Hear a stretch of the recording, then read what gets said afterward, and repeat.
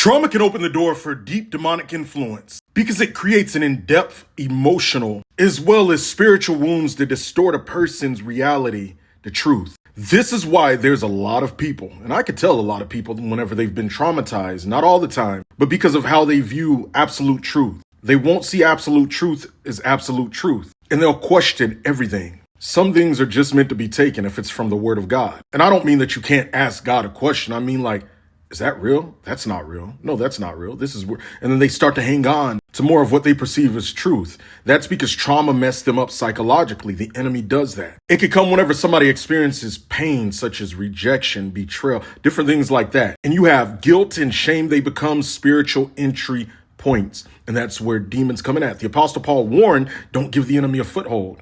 And that's a foothold. And sometimes it's not even their own fault. Sometimes it can be if they got themselves in a situation, but other times it's not. And then the enemy inspires them to speak words over themselves like, God abandoned me. I'll never be free. Things like that. These are lies and they're strongholds and they oppose God's truth. 2 Corinthians 10:4-5. Hear me on this. Trauma is not a sin in and of itself. It's a result of sin. However, it is the person's responsibility to get a grasp on it so unforgiveness and other things don't grow, because then it can become a sin. And when you look at the spirit realm, demons, they thrive in darkness, in hidden pain, suppressed memories, different things like that. And when you don't live in the light of God, the enemy then exploits that. So remember, just because you're traumatized, it doesn't mean that you're in the wrong automatically. It doesn't mean that you're in sin. It doesn't mean that you're the, reason for it many times. It doesn't mean that God hates you. But it becomes your responsibility in how you respond.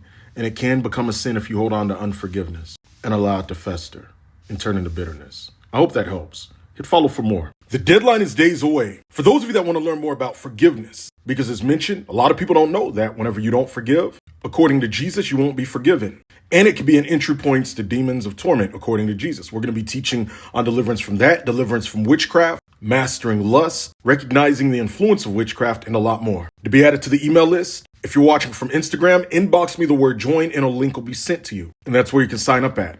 Or you could click the link in my bio or story or right down here where it says class. And same thing if you're on TikTok or YouTube. You could click the link in my bio. It's a pre-recorded 3-day class, not live. The only thing that is live is a 30-minute Q&A. First come, first serve. The first day, that's freely included.